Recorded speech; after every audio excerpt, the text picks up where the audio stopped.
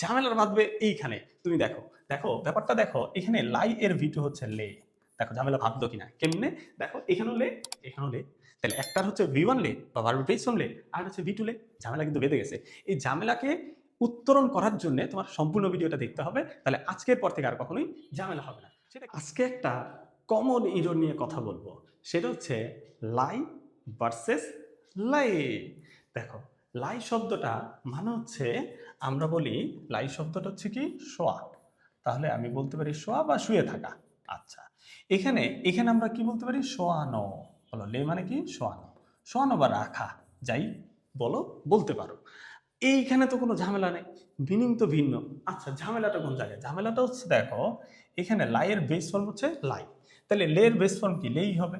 আচ্ছা, এখানে V1 মানে কি? দেখো V1 মানে হচ্ছে কখনো লাই হইতে পারে, আবার কখনো লাইসও কি হইতে পারে। আচ্ছা, যদি আমি বলি লের V1 কি, তাহলে লেও হইতে পারে, আবার লেইসও কি হইতে পারে।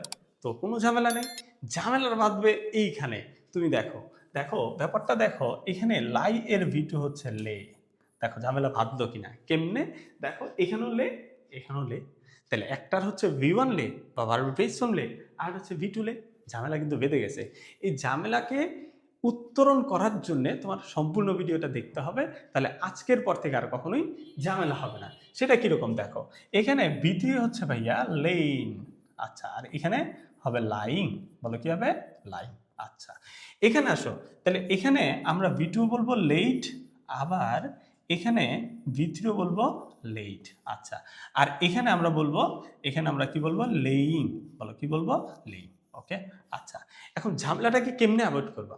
অ্যাভয়েড করার একটা মাধ্যম হচ্ছে, তোমরা জানো যে কোনো বাক্যের যদি অবজেক্ট প্রয়োজন হয়, তখন সেটাকে বলা হয় ট্রানজিটিভ ভার্ব। বলো কি বলা হয়? Transitive verb. আর কোনো ভার্বের যদি অবজেক্ট প্রয়োজন না হয়, তখন সেটাকে বলা হয় ইনট্রানজিটিভ ভার্ব। তাহলে মনে রাখতে হবে, এই যে লে শব্দটা হচ্ছে ট্রানজিটিভ ভার্ব। বলো কি ভার্ব? Transitive verb. আচ্ছা, আর এইটা হচ্ছে ইনট্রানজিটিভ। বলো কি? ইনট্রানজিটিভ। আচ্ছা, তাহলে এইখানে আমরা এটাকে পাইলাম ইনট্রানজিটিভ, আর এটাকে আমরা পাইলাম ট্রানজিটিভ। ট্রানজিটিভ মিন্স এর কি আছে? অবজেক্ট লাগবে। আর ইনট্রানজিটিভ মিন্স এর কি লাগবে না? অবজেক্ট লাগবে না। তাহলে এইখানে আসো, যদি আমি বলি আই, দেখো লাই, বলো আই লাই, তার মানে আমি শুয়ে আছি। কোথায় শুয়ে আছি? অন দ্য বেড, বেডের উপরে। On the bed. দেখো খেয়াল করো, তাহলে আমি বলছি I lie on the bed. তাহলে এখানে কিন্তু আমি বলতে পারতাম I lay on the bed. বলো আই লে অন দ্য বেডও কি বলতে পারতাম।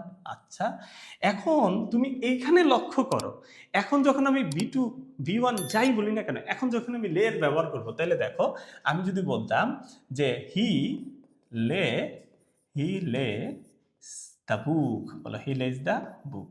এই যে দেখো হি লেজ the book on the table, on the table. আচ্ছা, এখন তুমি লক্ষ্য করো এখানে অবজেক্ট আছে কিনা? আছে। আচ্ছা, এখন যদি আমি বলতাম হি লে, অথবা আই লে the book on the table, তাহলে বুঝতা কিনা বলো তো দেখি।